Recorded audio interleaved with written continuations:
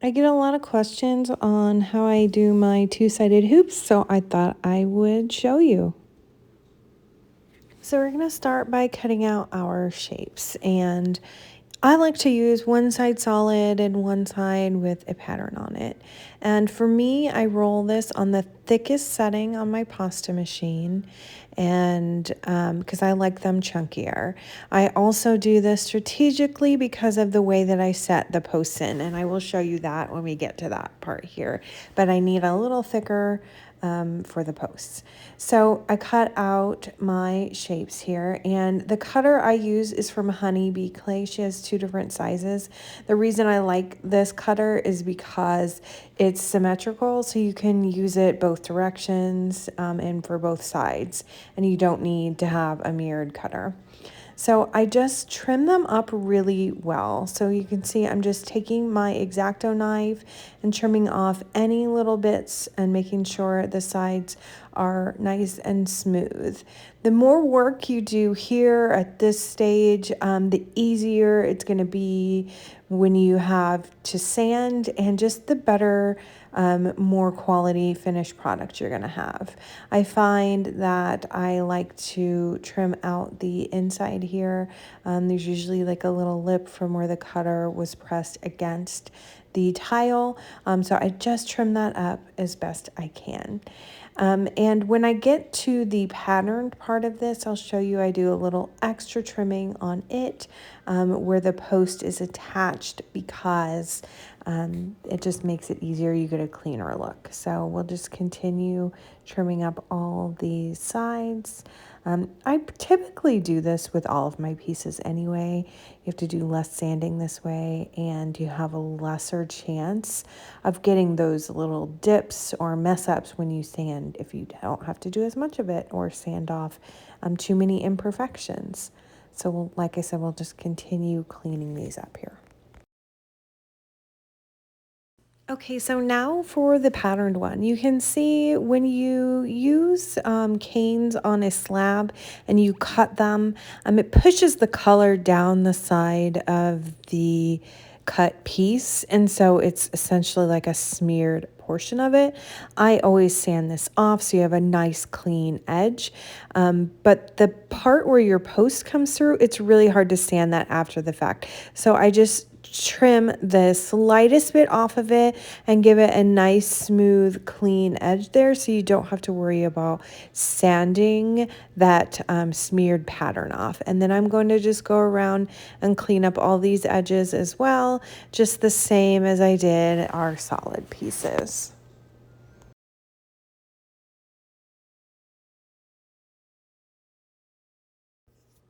Okay, so we're gonna start by putting them together. So my pattern does have an up and a down, so I'll just make sure I've got the correct piece here. And I'll start with my posts here. They are 4mm posts.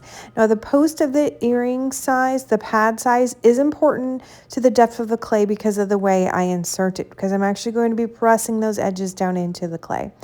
And so I want to make sure that it's not wider than my clay is deep. I found that the 4mm post and the thickest setting on my pasta machine work perfectly together. So I'm going to put a little bit of liquid clay down onto the surface here. I use translucent because if you have any leaks and you don't quite get them all, it's easier to cover up and remove. And I'll just start smoothing it out here. Now I actually got way too much. I got a little excited when I was squirting it on there. You need probably about half as much as I put on there. I usually don't do a solid line. I do kind of dots around, but I'll smooth it out with my finger.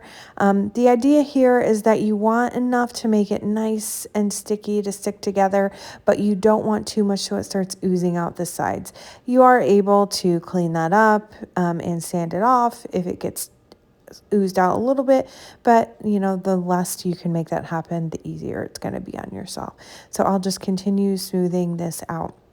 And sometimes you'll get a bottle of polymer liquid clay that's a little thick, and it's kind of not fun for putting backs of earrings on, but it works really well in this case. So I usually label it and set it aside and use it for this.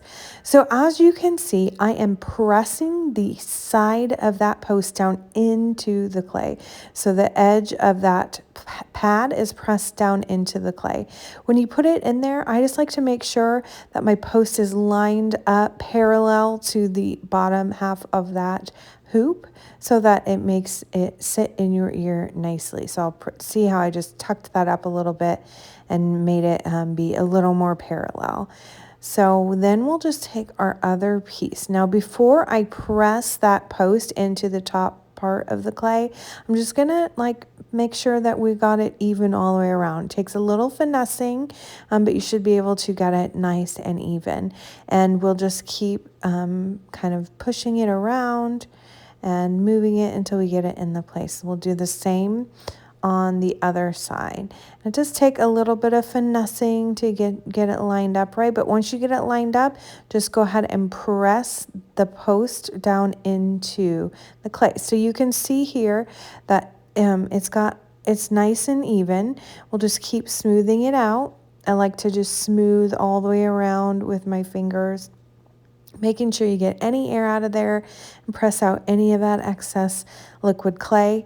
I just take my finger and wipe off any of the excess and also just smooth those edges together. By running your finger around here, it's really going to make them nice and even.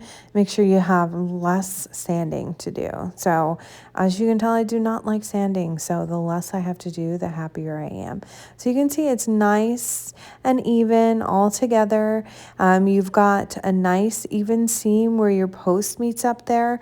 You'll just want to make sure you kind of can press it together a little bit more to make sure that it's nice and enveloped around your post like that. Now, when I first started doing these, I was bending the pad of the post back together on itself so that it was nice and flat. But I found that sometimes I would get wiggly posts. So if you use posts that don't have pads or you bend them like that, because I did see a tip on that and I thought, oh, what a great idea. But the posts were wiggly once baked, and not all the time, but it's just a shame because there's no way to really fix that you went through all that work to make those earrings and the post is wiggly. But I can tell you that post, when you put it in like this, is so secure. It's not going to be wiggly. It is not going anywhere. And also, if you find that your post is a little bit off center or not quite pointing the right direction after it's baked, it's so secure in there, you can just take your pliers and bend it a little bit and get it right back where you need it. I like to, if I need to even out the surface a little bit, just take the back flat part of my X-Acto knife, not the sharp part, but the dull part, and just flatten it out, make sure that's nice and even, because that area around your post is going to be hard to sand. So we've got them all baked up, and I am just going to sand them. Now I do sand these quite a bit because I like them to be nice and even and give it a nice finished clean look. So I'm just using my felt pad on my Dremel here. You'll notice that whenever I do a lot of sanding, my felt pad will get an indentation in it from the sides of my pieces. That is not going to work very well in this case, so I make sure to get a nice clean flat felt pad to do the sanding here. And I start kind of in the middle, and I just make sure I press very firmly to get that all even, and just start running this along the edges as firmly as possible and evenly as possible so that you don't get dips or indentions. But you basically just want to smooth out that part. For me, when I use canes, that part that smears down the sides, and make sure that you've got a nice even finish between the two sides. And you'll notice you have to do very little, if at all, sanding on the part with the post, because you trim that up really nicely.